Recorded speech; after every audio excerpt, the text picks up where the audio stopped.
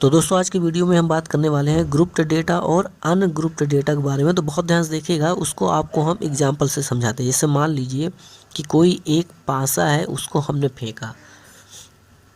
तो दोस्तों जब हमने पासे को फेंका तो पहली बार में देखिए 6 अंक आया, दूसरी बार जब हमने फेंका तो 2 अंक आया, तीसरी बार जब हमने फेंका तो 3 आया, चौथी बार जब हमने फेंका तो 6 आया, पाँचवीं बार हमने फेंका तो फिर आपका 2 आ गया, छठवीं बार हमने फेंका तो आपको 5 आया, जब हमने सातवीं बार फेंका तो आया 3। तो दोस्तों पासे को फेंकने पर जो भी चीज़ आई हमने उसको कॉमा करके लिख लिया है। तो जो ये डेटा आपके सामने दिख रहा है इसको हम लोग बोलते हैं अनग्रुप्ड डेटा।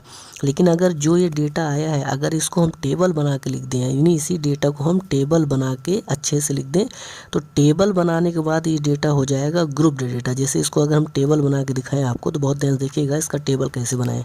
अब बहुत ध्यान से देखिएगा कि इसी डेटा को हम क्या कर रहे हैं, टेबल बना के आपके सामने लिख रहे हैं। तो बहुत ध्यान से देखिएगा कि एक्स में क्या लिखते हैं, जो चीज़ हमारे पास आई है पासा फेंकने पर उसको एक्स में लिखेंगे, और वो चीज़ कितनी बार आई है उसको हम लोग फ्रिक्वेंसी वाले यानी नीचे वाली जगह पर लिखेंगे। जैसे मान लीजिए कि पहले हम देखें कि 6 आया, तो जो फेंकने पर आया उसको ऊपर लिखेंगे। अभी 6 जितनी बार आया होगा उसको नीचे लिखेंगे। तो आप देखें कि 6 2 बार आया है तो 2 नीचे लिखेंगे। उसी तरह अब हम दूसरा कॉलम बनाएंगे, किसका, 2 का बनाएंगे।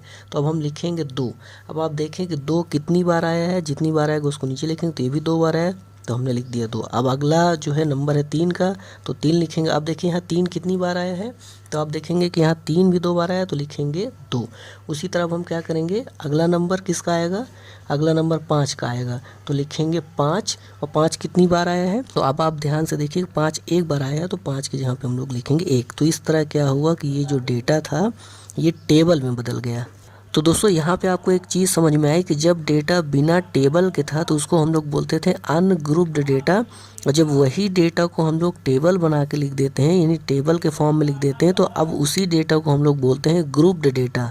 अब दोस्तों एक छोटा सा एग्जांपल आपके सामने लेते हैं। जैसे एक टेबल हमने अलग से बना रखी है, तो देखिए टेबल हमने बनाया हुआ है, इसमें हमने डेटा को दिखाया हुआ है। तो अब आपको बताना है कि ये जो टेबल में डेटा लिखा हुआ है ये किस तरह का डेटा है, ग्रुप्ड डेटा है कि अनग्रुप्ड डेटा है। तो जैसे हमने आपको बताया हुआ है कि अगर कोई डेटा टेबल बना के लिखा हुआ है तो उसको हम लोग बोलेंगे ग्रुप्ड डेटा। अब वो टेबल चाहे जिस तरह की हो, टेबल चाहे इस तरह बना के लिखा हो, टेबल चाहे इस तरह बना के लिखा हो, लेकिन उसको हम लोग बोलेंगे ग्रुप्ड डेटा। यानी कि ये जो टेबल में डेटा लिखा हुआ है ये ग्रुप्ड डेटा का एग्जाम्पल है, इसको हम लोग बोलेंगे ग्रुप्ड डेटा।